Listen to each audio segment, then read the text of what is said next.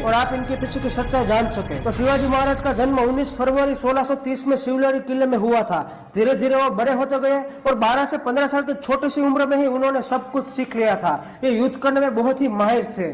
सामने वाले को पता ही नहीं चलता था कि कहां से कौन आया और कौन मार कर चला गया। ये गोरेला वॉर टेक्निक से युद्ध करते थे। इनके पास 3 तलवार थी, भवानी, जगदम्बा और तुलजा, जिसमें जगदम्बा तलवार इंग्लैंड के म्यूजियम में रखी गई है। बाकी ये 2 तलवार पिछले 100 साल से लापता है और ये फादर ऑफ इंडियन नेवी के नाम से भी जाने जाते थे। इनके पास टोटल 360 किले थे, जिसमें रायगढ़ किला भी शामिल था। वहीं पर शिवाजी महाराज की मृत्यु 3 अप्रैल 1680 में दोपहर को 12 बजे हुई थी। अब बात करते हैं प्रताप सिंह यानी कि महाराणा प्रताप के, जिनका जन्म 9 मई 1540 में कुंभलगढ़ किले में हुआ था। ये एक राजपूत फैमिली से थे।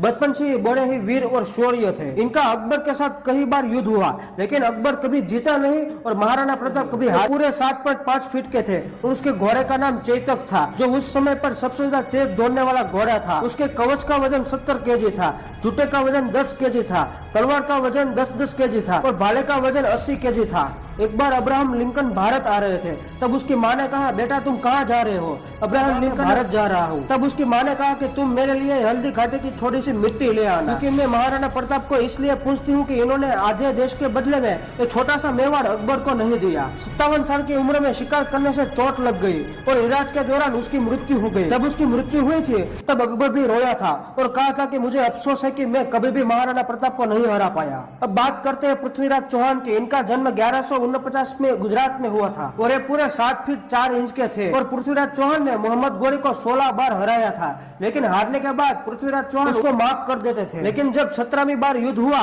तब पृथ्वीराज चौहान हार गए और मोहम्मद गोरी उसके बंदी बनाकर अपने साथ अफगान ले गया। वहीं पर उनकी दोनों आंखें निकाल दी गई और उस पर काफी जुल्म किया गया था। पृथ्वीराज तलवार और बाण चलाने में काफी माहिर थे और अपनी दोनों आंखों को पट्टी बांधकर भी यह तीर